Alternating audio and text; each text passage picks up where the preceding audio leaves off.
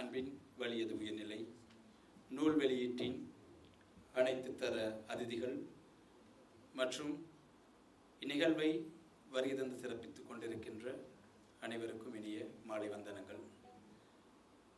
அன்பின் வலியது உயர்நிலை කෘතිය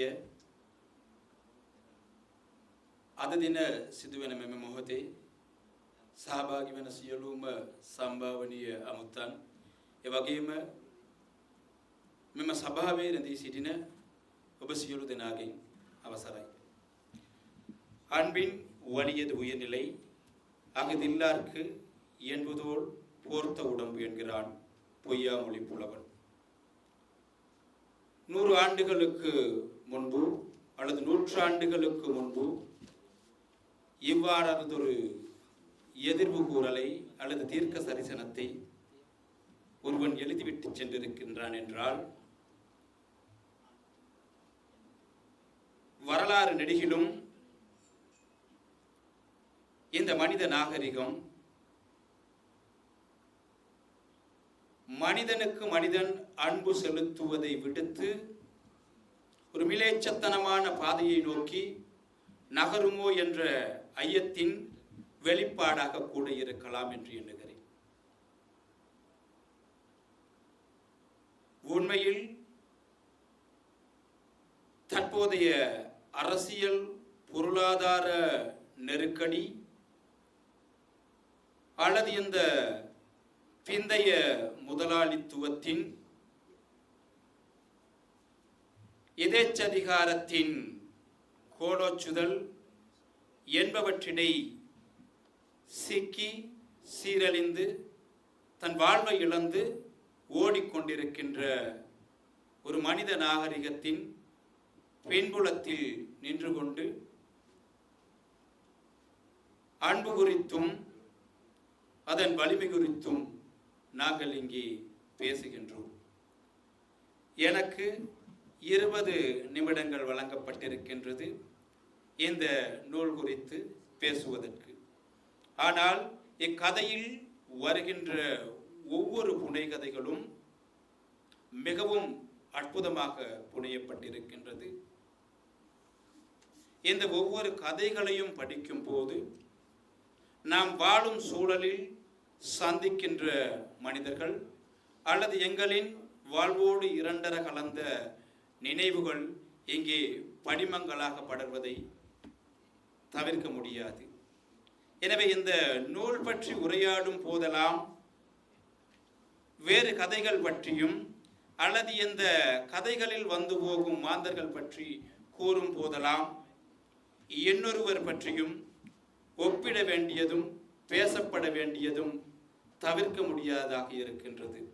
எனினும் இந்த நூல் சொல்கின்ற தொகுப்புரையில் ஒரு சிறு விடயங்களை கோடிட்டு காட்டி என் விமர்சனத்துக்குள் நுழையாமல் நினைக்கின்றேன்.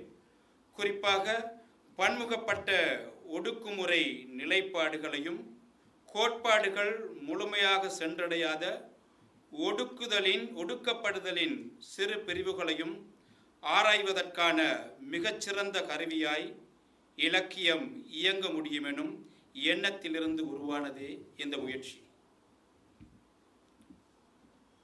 படைப்புகள் காலத்தின் கண்ணாடியாகவும்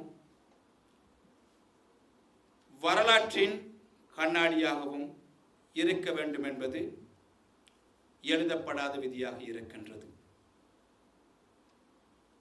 நேற்றைய நிகழ்வுகள் இன்றைய வரலாறுகளாகவும் இன்றைய நிகழ்வுகள் நாளைய வரலாறுகளாகவும் எழுதப்பட்டு கொண்டிருக்கின்ற வரலாறு ஏடுகளில் இந்த பிந்தைய முதலாளித்துவம் பின்னவீனத்துவ கோட்பாடுகளின் ஊடாக சகல இனங்களின் அடையாளங்களையும் சகல இனங்களின் தனித்துவங்களையும் கலாசாரங்களையும் உலகமயமாதல் என்ற போர்வையில் சிதைத்து இன்று பணத்திற்காக எதையும் செய்யலாம் என்ற ஒரு வியாபார நச்சுக்கலையின் குவிமையமாக இந்த உலக இலக்கியங்கள் குவிந்து கொண்டிருக்கின்ற ஒரு பின்புலத்தில்தான் 200 ஆண்டுகளாக உரிமை மறுக்கப்பட்ட ஒரு துயருற்றோரின் துன்பவியலை இங்கே இந்த சிறுகதைகளில் பலர் பதிவு செய்திருக்கிறார்கள்.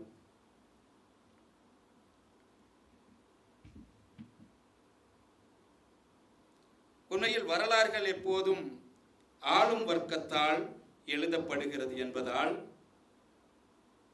அது மனித நாகரிகத்தின் சுயத்தை சிதைத்து தனக்கு ஏற்றவாறு அதனை வடிவமைத்துக் கொள்கிறது.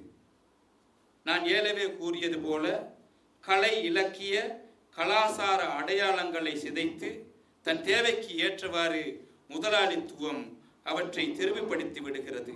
எனவே இங்கு கலைகள் என்பது உண்மையின் உயிரிடமாகவோ அல்லது அதன் வேர்களாகவோ இல்லாது இன்று விருதுகளை நோக்கியும் அல்லது வெவ்வேறு திசைகளை நோக்கியும் சென்று கொண்டிருக்கின்றது. ஆனால் இந்த அன்பின் வலியது உயர்நிலை என்ற கதையில் வருகின்ற மாந்தர்கள் அல்லது கதை ஆசிரியர்கள் தன் சூழலில் வாழ்கின்ற அந்த கதை மாந்தர்களை கொண்டு எழுதியிருக்கின்ற இந்த கதைகள் உயிரோட்டமாக இருக்கின்றன. எல்லா கதைகளையும் எடுத்தியம்ப முடியாத ஒரு இக்கட்டான சூழ்நிலை. மிக குறுகிய நேரத்திற்குள் முழு நூல் பற்றியும் பேச வேண்டி இருக்கின்றது.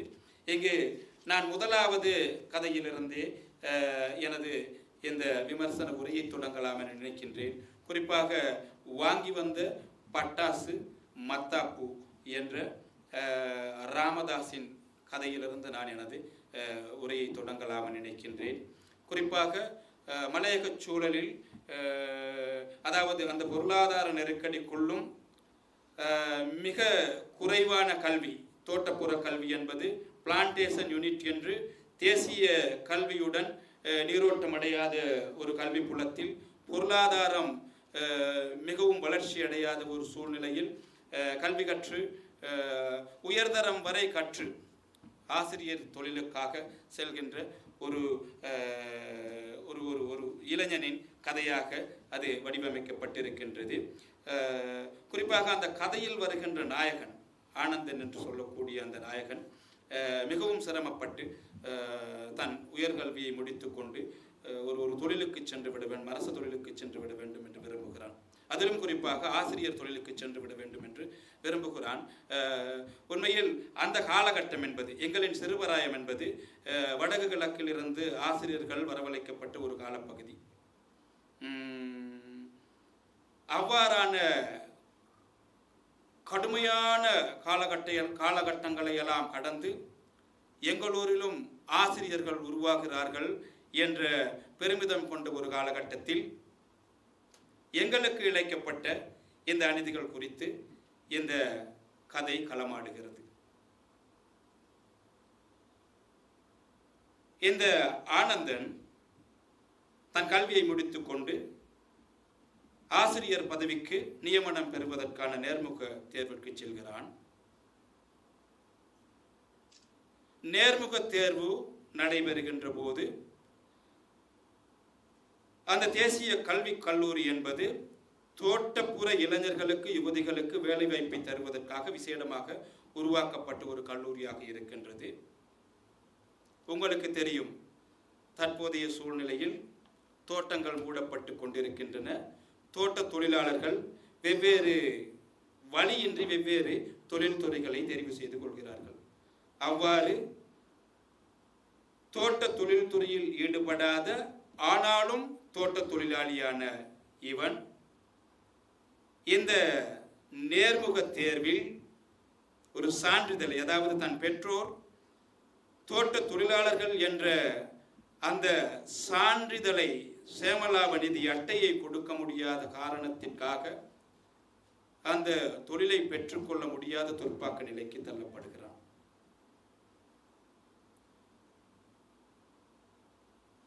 இது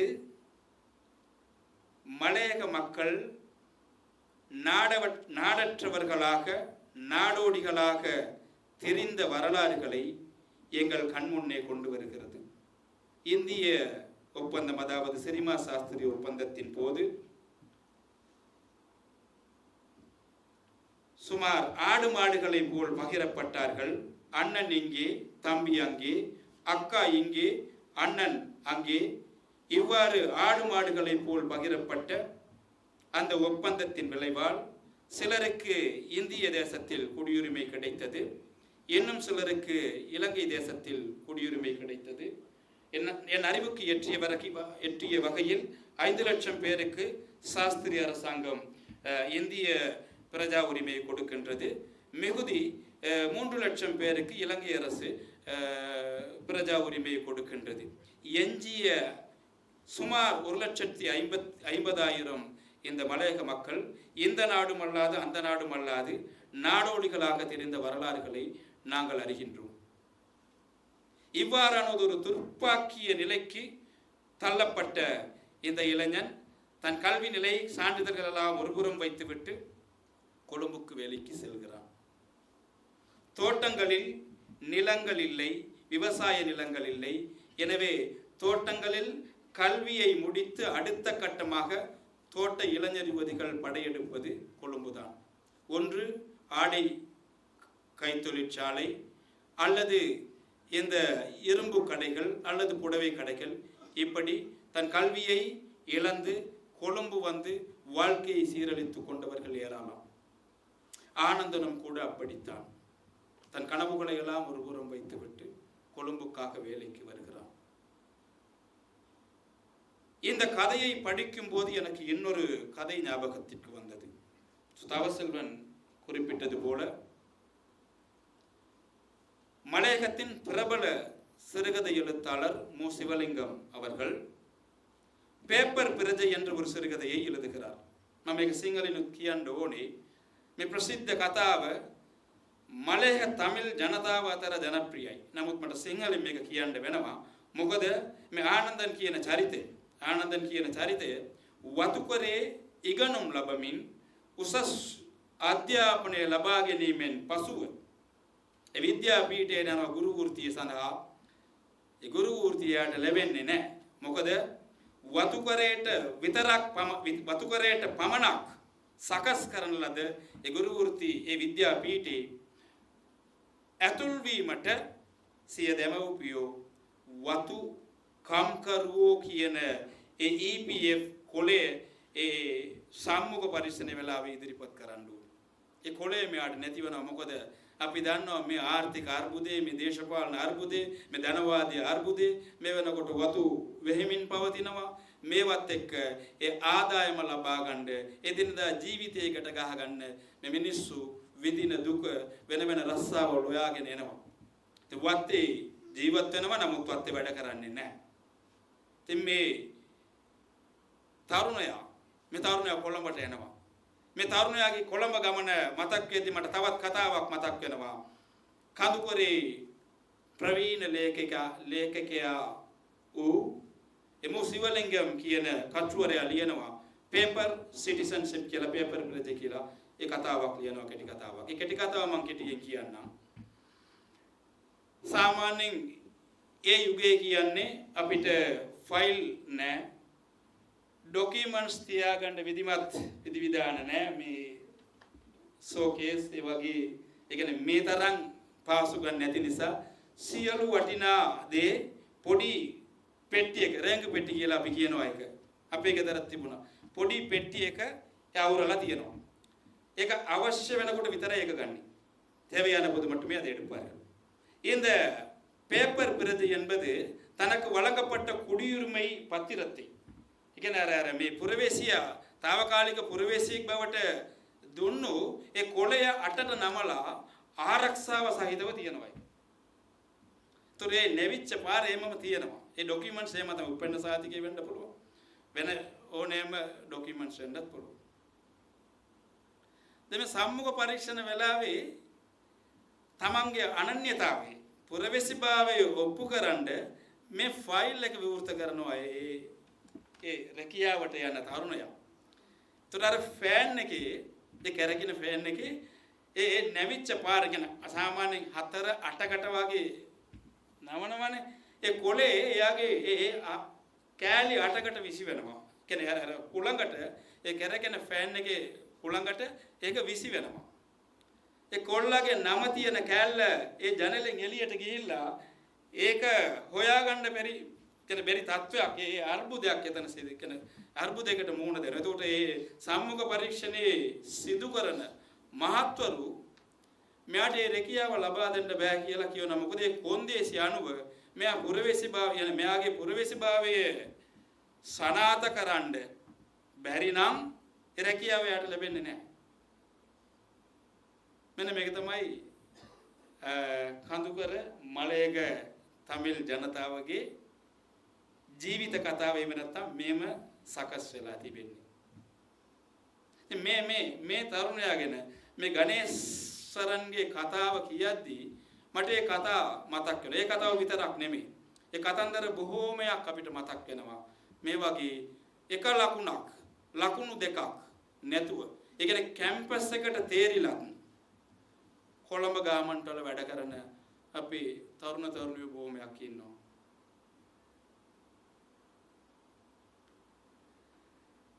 நான் இரண்டாவது கதைக்கு வருவதற்கு முன்பு இந்த விடயங்களை சொல்லிவிட்டு சென்றான். அனைத்து கதைகளையும் நான் எடுத்துக்கொள்வதாக இல்லை, எடுத்தாள்வதாக இல்லை. මට තව දෙයක් කියන්න මේ මට සිංහලෙන් සහ දෙමළෙන් කියන්න විනාඩි 20ක කාලයක් තුළ මම ඉවර කරනවා. තව දෙයක් කියන්න වෙනවා මට. කොළඹ කියන්නේ අපි ඉස්කෝලේ යන කාලේ කොළඹ කියන්නේ නිකන් සුරපුරයක් විදියට අපි දන්නේ නැහැ. කොළඹෙන් එන කට්ටිය නිකන් අර ලොකු ප්ලැට්ෆෝම් කියලා සපත්තු වඳිනවා. ඊට පස්සේ සුදු මේ කොළඹෙන් ලැබෙන ඒවා ඇඳගෙන එනකොට අපි ගම්වල අපි වතු වල පොඩි කොල්ලෝ කෙල්ලෝනේ. එතකොට අපිට ආසයි තනවා මොනම හේතුවක් කියන්නේ ඉක්මනින්ම අධ්‍යාපන කටයුතු ඉවර කරගෙන අපිත් කොළඹ යන්න ඕනි කියලා. හැබැයි කොළඹ කියන කතාව අපිට තේරෙන්නේ නැහැ. නමුත් පසු කාලිනව මම කොළඹට එනවා. ඒ කියන්නේ රැකියාගත වෙනවා. එතකොට වතු වල වැඩ කරන ඒ කොල්ලෝ කෙල්ලෝ ඔය හෝටල් වල විඳින දුක. ඒ කියන්නේ දවසකට සාමාන්‍යයෙන් මගේ ගමේ කොල්ලෙක් හිටියා සාමාන්‍ය දවසකට රයිස් 100ක් ගහන්න ඕනේ. තව එකෙක් ඉන්නවා පොල් 30ක් පොල් ගහන්න ඕනේ. එළවලු කිලෝ 20ක් මේවා කරන්න ඕනේ. බීලුණු කිලෝ 20ක් 25ක් එයා ඒක සුද්ධ කරලා කපන්න ඕනේ. අපි මේ ඇවිල්ලා බලනකොට අපිට දුක හිතෙනවා. නමුත් මේ මිනිස්සු ගමට එනකොට කොහොමද එන්නේ? ගමට එනකොට අර මේ තියෙන හොඳම ඇඳුම් ගන්නවා. මේ දැන් කියන්නේ දෙනුත් එක තියෙනවා. වටිනා ෆෝන් එකක් ගන්නවා. පච්ච කොටා ගන්නවා. කොණ්ඩේ මෝස්තර ඒ විදිහට අදා ගන්නවා. කරාම්බු දා ගන්නවා. එක කකුලෙන් මේ මොකක් හරි නූලක්. ඒ කියන්නේ වත්තේ කොල්ලෙක් කියලා කියන්න බෑ. ඒ කියන්නේ එයා මේ ගමෙන් මේ කොළඹෙන් ගමට එනකොට කියන්නේ ගමට එනකන් කියන්න බෑ එයා වත්තේ කොල්ලෙක් කියලා. වත්තේ කියලා කියන්නෙත් නෑ. දැන් බණ්ඩාරවල කියලා අපි කියනවා. මගෙන් ඇහුවම. ඒතර බණ්ඩාරවල කොහෙද කියලා ඇහුවම ආපහු හපුතලේ කියනවා. දැන් හපුතලේ කොහෙද කියලා ඇහුවම තමයි ආපහු මං ඉපදිච්ච වත්ත සහ මේ මං ජීවත් වෙන මේ ගම කියන්නේ. ලැජ්ජයි. අතරම ඒ තමන් වතු කරේ වතු දෙමළු කියන එහෙම නැත්නම් වත්තේ මේ ජීවත් වෙන ප්‍රජාවක් කියාගන්න අපිට මේ කාලයක් තිබුණා. ඒක නිකන් අර නිකන් ලැජ්ජයි ඒක කියන්නේ. ඒ තරමට මේ සමාජය පහත් කොට මේ සලකනවා. මොකද අපිට සාමාන්‍යයෙන් චිත්‍රපටයක දැක්කම වාහනයක් හොදන්න මොකක් හරි වුණාම රාජ හරි කුමාර හරි තමයි අපි දකින්නේ. එහෙමත් නැත්නම් මේ චිත්‍රපටයක කුස්සියේ වැඩ කරන අමුත්තු කවුරු හරි ආවම ඒ මේසෙට මොකක් හරි ගෙනත් දෙන කුස්සියේ වැඩ කරන මිනිස්සු එක්කෝ රාණි හරි ලෙච්චුමි හරි වෙනවා. මහජාතිය හැමදාමත් අඩුම ගානේ සාහිත්‍යවල පවා මේ මිනිස්සුන්ට දිය යුතු එහෙම නැත්නම් මේ මිනිස්සු කියන හැඟීමෙන් කටයුතු කරේ නැහැ. උතුරේ මිනිස්සු හතුරෝ කරා. සුරේ මිනිස්සු හතුරු නම් වතු කරේ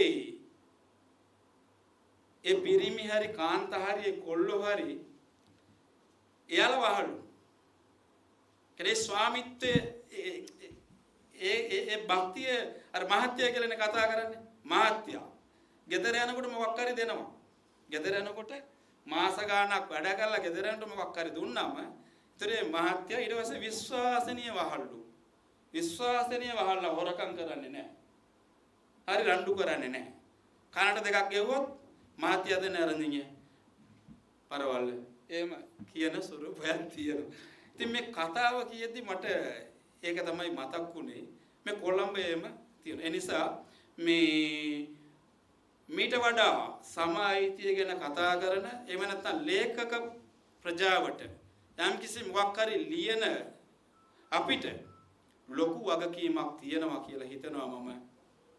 මීට වඩා මිනිස්සු විදියට ඒ චරිත හදන්න அந்த கதை மாந்தர்களை மனிதர்களாக நடத்துவதற்கு எழுத்தாளர்கள் முதலில் முன்வர வேண்டும்.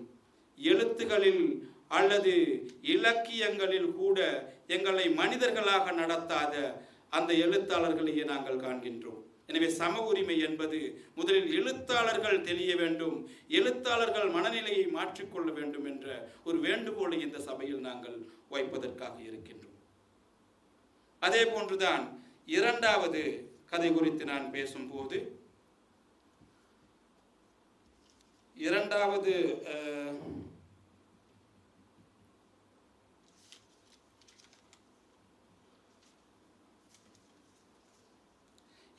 கதை இப்படி நகர்கிறது.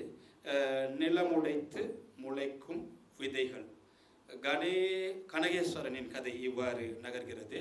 ஒரு தலித் மக்களின் அல்லது ஒரு தலித் குடிமகனின் வாழ்க்கை வரலாறை பேசுகின்ற ஒரு கதையாக இருக்கிறது.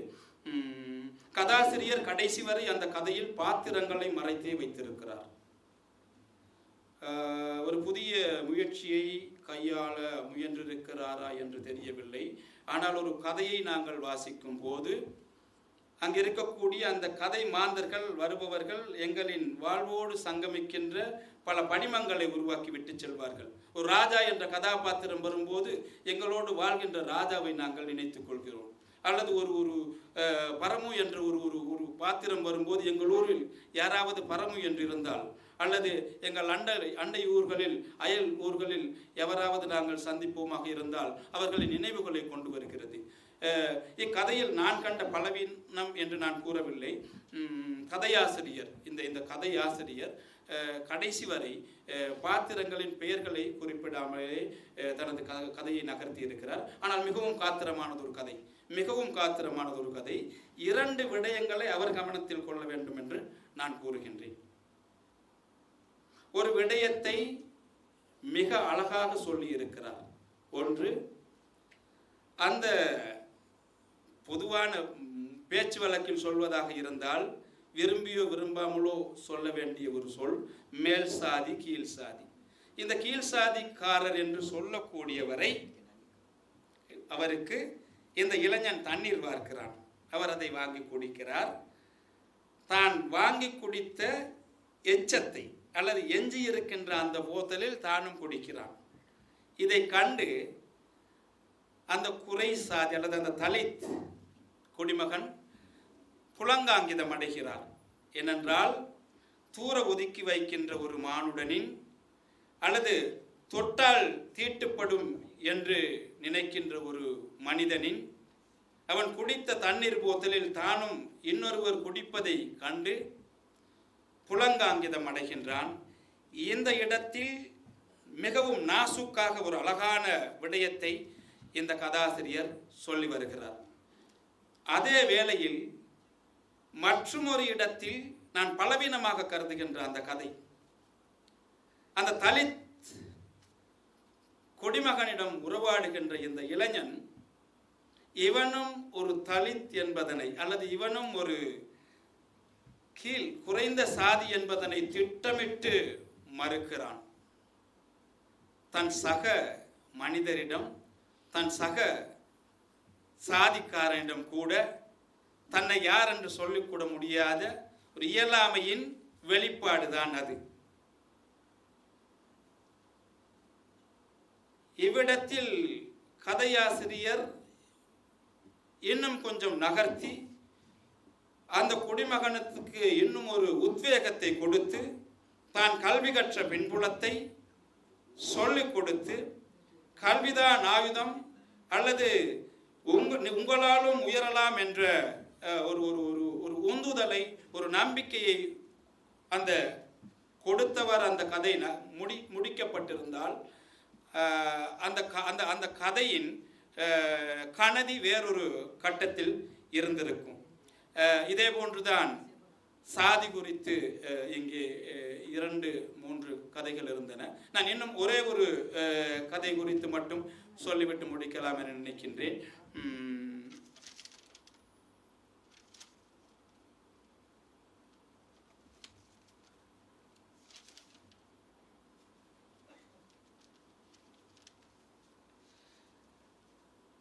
இது M.M. நௌசாத் என்ற அன்பர் எல்லா கதைகளுமே அற்புதமான கதைகள். எனக்கு நேரம் முடிந்துவிட்டது என்று கூறியிருப்பதால் ஒரே ஒரு கதையை மட்டும் நான் குறிப்பிட்டு அமரலாம் என நினைக்கின்றேன்.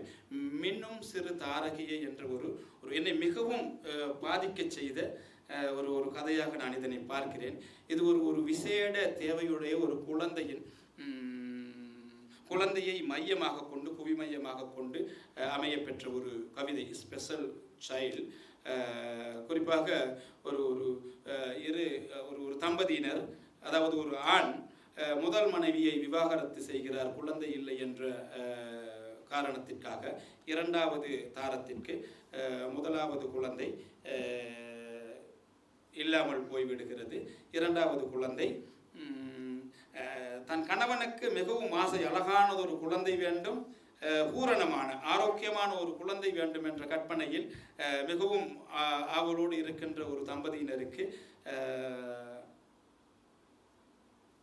ஒரு ஒரு விசேட தேவையுடைய அல்லது ஒரு பரிபூரணமற்ற குழந்தை கிடைக்கின்றது.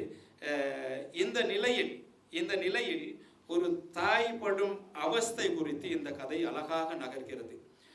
உண்மையில் இந்த விசேட தேவையுடைய மனிதர்களின் தேவைகளுக்காக நாங்கள் எந்த அளவிற்கு சாதாரண வாழ்க்கையிலும் சமூக வாழ்விலும் எந்த அளவிற்கு உழைக்கின்றோம் என்று கேட்போமாக இருந்தால் இல்லை என்று கூற வேண்டும். ஏனென்றால் இன்று பேச முடியாதவர்கள் இருக்கிறார்கள், அவர்களும் விசேட தேவையுடையவர்களாக இருக்கின்றார்கள். குறிப்பாக ஒரு சிறு சம்பவத்தை நான் சொல்கின்றேன். நான் ஒரு ஆடை யகத்துக்கு சென்றிருந்த போது ஒரு நண்பர் வருகிறார். அவருக்கு உரையாட முடியாத மொழியால் அவருக்கு ஒரு கட்டம் போட்ட சட்டை ஒன்று வாங்க வேண்டும். ஆனால் அவர் எவ்வளவு எடுத்துரைத்தும் அங்கு அதனை பெற்றுக்கொள்வதற்கான வசதி வாய்ப்புகள் இல்லை. அவருக்கு வார்த்தைகளால் பேச முடியாது, வரைந்து காட்டவும் தெரியாது. நான் கொஞ்சம் சைகை மொழி கற்றவன் என்பதால் அந்த இடத்தை சமாளித்து அவருக்கு உதவி செய்தேன். அது ஒரு சிறு சம்பவம். எப்படி பேச முடியாத நண்பர்கள் அல்லது பேச முடியாதவர்கள், விசேட தேவையுடையவர்கள் எவ்வளவு சிரமப்படுவார்கள் அல்லது எந்தெந்த இடத்திலெல்லாம் சிரமப்படுவார்கள், அசௌகரியப்படுவார்கள் என்பதை நாங்கள் சிந்தித்து பார்ப்போமாக இருந்தால், வாய்மொழி பேச தெரிந்த, கைகால்கள் சரியாக இயங்கக்கூடிய நிலையில் இருக்க எங்களால் கூட சிலவற்றை பெற்றுக்கொள்ள முடியாத, அடைய முடியாத ஒரு சூழ்நிலைகள் நிலவுகின்ற ஒரு பின்புலத்தில் அவ்வாறான விசேட தேவையுடைய மனிதர்களை நாங்கள் கண்டுகொள்கிறோமா அல்லது அவர்களின் தேவைகளை பூர்த்தி செய்வதற்கு உதவி செய்கிறோமா என்பது பற்றியும் இந்த கவிதை எனக்குள் மிக ஆழமான ஒரு சிந்தனையை இந்த கதை ஏற்படுத்தி விட்டது என்று தான் சொல்ல வேண்டும். இது நமது கடமை, இது எமது தோள்கள் மீது சுமத்தப்பட்டிருக்கின்ற சுமை. இவற்றையும் நாங்கள் கண்டுகொள்ளாது கடந்து போய் கொண்டிருக்கின்றோம் என்பதுதான் இங்கே கவனிக்கத்தக்க விடயமாக இருக்கின்றது. அதே போன்று இந்த கதையில் வருகின்ற பல விடயங்கள் சமூகத்தில் நிலவுகின்ற அநீதிகளையும் அதே போன்று இந்த வேறுபாடுகளையும், மனிதருக்கு மனிதர் காட்டுகின்ற வேறுபாடுகளையும் மிக அழகாக சித்தரித்திருக்கின்றது. குறிப்பாக நான் இன்னும் ஒரு விடயத்தை மட்டும் நாங்கள் இங்கே சொல்லிவிட்டு செல்ல வேண்டும். මම හිතනවා මම ඉවර කරන්න මේ විනාඩියක් මම කතා කරන්න බලාපොරොත්තු වෙනවා. විශේෂයෙන් මහජාතිය යනු ඒ කියන්නේ පීඩනයට ලක් වෙන පිරිස හැමදාම තමන්ගේම ජාතිය විසින් පීඩනයට පත් කරනවා. දෙමළා විසින් පීඩනයට පත් කරන අවස්ථාවක් තියෙනවා. ඒ වගේම සිංහලයා විසින්ම පීඩාවට ලක් වෙන අවස්ථා තියෙනවා. ඒ වගේම එක් ජාතියෙන් තවත් ජාතියක් පීඩනයකට ලක් වෙන අවස්ථාවක් තියෙනවා. විශේෂයෙන් ජාතිය කුලය එවැනි දේවල් එකම ජාතිය මිනිස්සු අතර ඇති වෙන ගැටුමක් විදියට පරිවර්තනය වෙන අවස්ථා තියෙනවා. ඉතින් මහජාතිය කියා ගන්නා රටේ මෙරටේ පුරවැසින් මලේක තමිල් වෙන්න පුළුවන් නැත්නම් ලාංකීය සුළු ජන කොටස් මුස්ලිම් හෝ තමිල් වෙන්න පුළුවන්. මේ සමාජයට මේ මිනිසුන්ට ආමන්ත්‍රණ කරන විදිය කොයිතරම් වේදනාකාරීද කියන කතාව විතරක් කියලා මම අවසන් කරන්න බලාපොරොත්තු වෙනවා. විශේෂයෙන් මලේක තමිල් ගත්තම මලේක තමිල් මිනිසුන්ට අපි තෝට කාටන් කියලා කියනවා. ඒ කියන්නේ 1800 ගණන් වල තමයි අපි ඉන්දියාවෙන් කුලකම් කරු විදිහට ගේන්නේ. ඒතර අපිට තෝට කාටන් කියලා කියනවා. ඒ කියන්නේ ඒ කැලෑව සුද්ධ කරපු මිනිස්සු අපි පාරවල් හැදුවා, ලොකු ගල් පර්වත අපි හැදුවා. ඒතකොට ජන ජීවිතයට අවශ්‍ය කරන සියලු පසුබිම සකස් කරා. අපිට කතා කරන්නේ තෝට කාටන් කියලා. තෝට කාටන් කියලා අදහස් වෙන්නේ තෝටම් කියන එක ලස්සන වචනයක්. නමුත් කාටන් කියන එක ඒ කියන්නේ දැනුමක් නැති යමක් හරියට අවබෝධ කරගන්න නොහැකි සංස්කෘතියෙන් පහත් ඕනෑම දෙයක් පාවා දෙන එනේ වගේ ලොකු කතාවක් කියන්න පුළුවන්. ඒ වගේම තමයි වතු දෙමළු කියන කතාව. දෙමළු කියන එක කොහොමත් පහත් වතු දෙමළු කියන එක ඊට වඩා පහත්. ඉතින් මේවා ඇත්තටම වතු කරේ එහෙම නැත්නම් මලයක තමිල් ජනතාව නියෝජනය කරන පොත්ගලෙක් විදියට මිනිහෙක් විදියට අපිට රිදෙනවා ඒක. මං අහලා තියෙනවා කුරුල්ලෙක් ඉන්නවා දෙමළච්චා කියලා. ඒ කියන්නේ දෙමළු කිව්වම වැඩි කතා කරන කෑකෝ ගහන කංකරච්චල් දෙන මේ ජන සමාජයක් විදිහට අපි දකිනවා. එහෙම නැත්නම් මේම කියනවා දෙමළු පඩි ගත්තා වගේ කියලා කියනවා. ඇතරම මේ ඒ අවස්ථාව ගැන පොඩ්ඩක් මම කියන්න කැමතියි. මාසෙට වතාවක් පඩි ගන්න. ඒ වතුකරේ කම් කරුවා. වත්තේ දෙමළා එහෙම කිව්වනම් හරි. මේ මාසෙට වතාවක් තමයි පඩි ගන්නෙ. ඒ මාසෙට වතාවක් පඩි ගන්නකොට ඒ ණයකරුවෝ පොලිමේ එනවා ගෙදරට. පඩි අරගෙන ගෙදරට යනකොට සල්ලි ඉතුරු වෙන්නේ නැහැ. ඒතර එයාට ආසාවක් තියෙනවා අර දවස් 29ම නොකර ගන්න බැරි වෙච්ච දේවල් එදාට සල්ලි අතට අම්බුනාම බිත්තරයක් ගන්නවා, සෙමන්ටින් ගන්නවා. රයිට්? එතකොට මාළු ගන්න පුළුවන් නම් ඒවත් ගන්නවා. එකම දවසේ කනවා එකම දවසේ සමහරක් විට ඒ ඔක්කොම කනවා වෙන්නත් පුළුවන්. අර අනිත් මිනිස්සු දවස් 30ම විඳින සතුට මෙයා එක දවසෙන් විඳින්න උත්සාහ කරනවා. අරක්කු චුට්ටක් බොනවා. අර බොම අඩු මිලට තියෙන නේ අපි දකිනවා සමාජ ශාලාවල දැන් මේ රණ්ඩු කර ගන්නවා මිනිස්සු කෑකෝ ගා ගන්නවා පොලිසිය ගණන් යනවා. මේ කියන්නේ මේ පඩිගත්ත දෙමළා ඒකේ ඒ සතුට වින්දාම අපිට දරා ගන්න බෑ. එනිසා මේ අර සක්කිලි වැඩ කියලා කියනවා. මොකක් හරි නිකන් පහත් වැඩ කරන්නේ දෙමළ මිනිස්සු විතරයි. අනිත් ඔක්කොමලා කරන්නේ උසස් වැඩ. එතකොට මේ ඒ වැරදි වැඩක් කරාම ඒ කියන්නේ පර දෙමළා හරි එහෙම නැත්නම් සක්කිලි කියන එහෙම කිව්වම රිදෙන්න පුළුවන් උපරිම. ඒ කියන කෙනා දන්නවා. ඒ අනකට තමන්ගේ හතුරට හරි එහෙම නැත්නම් එයාට හොන්තටම රිදෙන්න පුළුවන් වචන මෙන්න මේක කියලා කියනවා නේ අර නිකන් දෙනවනම් දෙමළ පත්තරෙත් ගන්නවා වගේ දෙමළ පත්තරේ කොහොමත් වැඩක් නෑ හරි නිකන් දෙනවනම් මේ ඒක ගන්නවනේ ඒ නිසා මේ සාහිත්‍ය ගැන පොත ගැන අතරම ලොකු වෙලාවක් කතා කරන්න ඕනේ මේ නමුත් අර මලේහ තමිල් ජනතාවත් එක්ක ගැටිච්ච ඒවත් එක්ක බද්ධ වෙච්ච කතාවක් මට කියාගන්න උවමනාව තිබුණා අතරම මේ පොත ගන්න මම කියපු ඒවට වඩා රසවත් කතා ගොඩක් තියෙනවා මේ ඊට වඩා මේක සාහිත්‍යයට පමණක් සීමා කරන්නේ නැතුව මේ අහිංසක දුකී දුප්පත් ජනතාව සමාජය වෙනුවෙන් ඒ කතිකාවක් ඕනේ ඒ කතිකාව අපි ඉස්සරහට ගෙනියමු කියන ආචාර්ය කරමින් අවස්ථාවට ස්තුති කරමින් නිහඬ වෙනවා ස්තුති